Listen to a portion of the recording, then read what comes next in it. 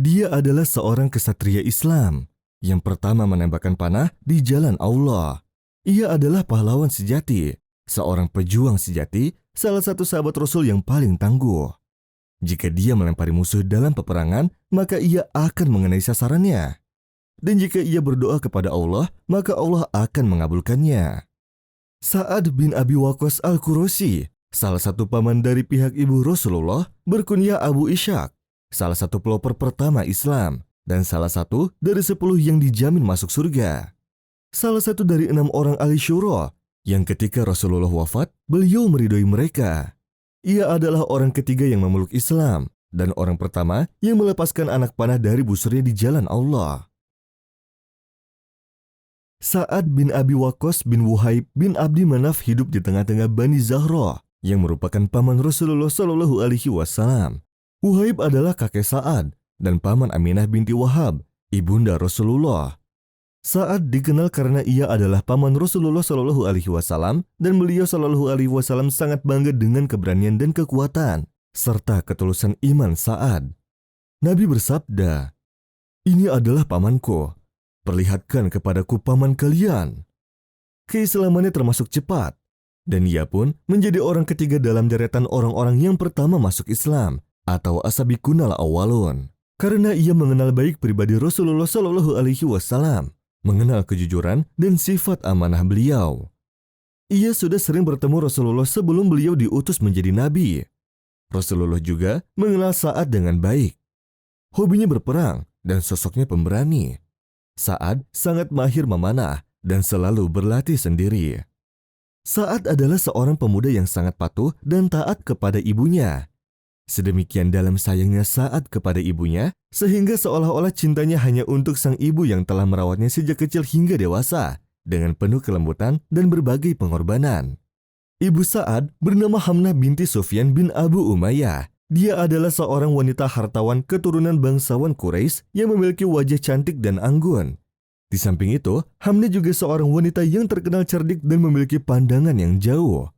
Hamnah sangat setia kepada agama nenek moyangnya, yaitu penyembah berhala. Pada suatu hari, Abu Bakar As-Siddiq mendatangi Sa'ad di tempat kerjanya dengan membawa berita dari langit tentang diutusnya Nabi Muhammad Shallallahu Alaihi Wasallam sebagai Rasul Allah.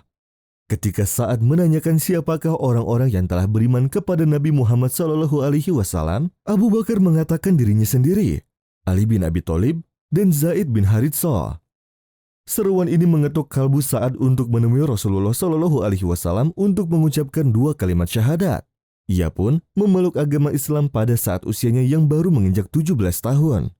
Sa'ad juga termasuk dalam deretan lelaki pertama yang memeluk Islam selain Ali bin Abi Thalib, Abu Bakar As-Siddiq, dan Zaid bin Haritsah. Setelah memeluk Islam, keadaannya tidak jauh berbeda dengan kisah keislaman para sahabat lainnya. Ibunya sangat marah dengan keislaman Sa'ad. Bahkan ibunya berkata, "Wahai Sa'ad, apakah engkau rela meninggalkan agamamu dan agama bapakmu untuk mengikuti agama baru itu?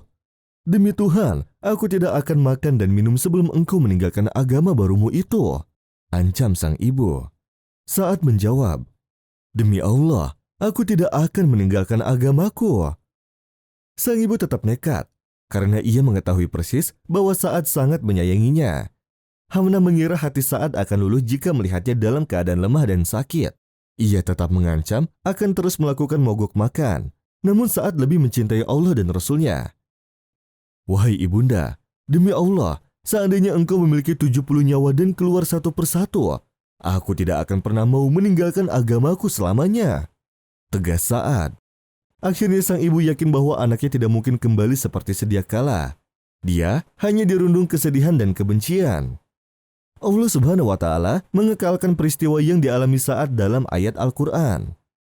"Dan jika keduanya memaksamu untuk mempersekutukanku dengan sesuatu yang tidak ada pengetahuanmu tentang itu, maka janganlah kamu mengikuti keduanya, dan bergaulilah keduanya di dunia dengan baik." Quran Surat Luqman ayat 15.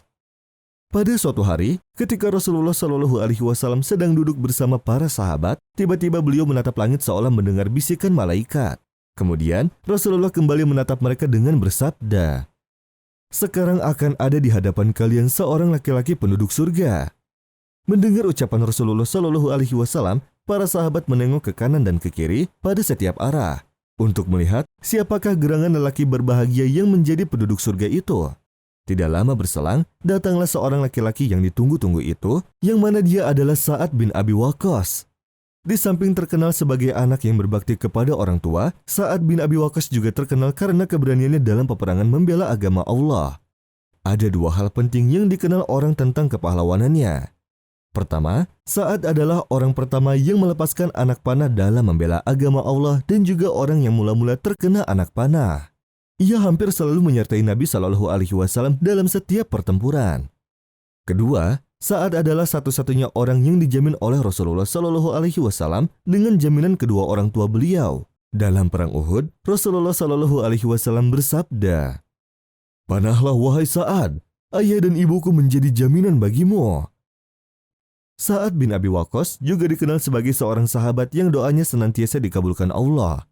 Qais meriwayatkan bahwa Rasulullah Shallallahu Alaihi Wasallam pernah bersabda, "Ya Allah, kabulkanlah Sa'ad jika dia berdoa." Hari-hari terakhir Sa'ad bin Abi Waqqas adalah ketika ia memasuki usia 80 tahun. Dalam keadaan sakit, Sa'ad berpesan kepada para sahabatnya agar ia dikafani dengan jubah yang digunakannya dalam perang Badar, perang kemenangan pertama untuk kaum muslimin.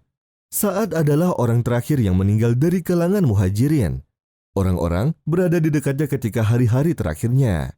Setelah seumur hidupnya hanya dihabiskan untuk berdakwah, jiwa murni Sa'ad menghadap kepada Sang Penciptanya setelah perjalanan imannya ia habiskan untuk agamanya dan memberikan kemenangan. Pahlawan perkasa ini menghembuskan nafas yang terakhir pada tahun ke-55 Hijriah dengan meninggalkan kenangan indah dan nama yang harum. Ia juga dimakamkan di pemakaman Baqi, makamnya para syuhada.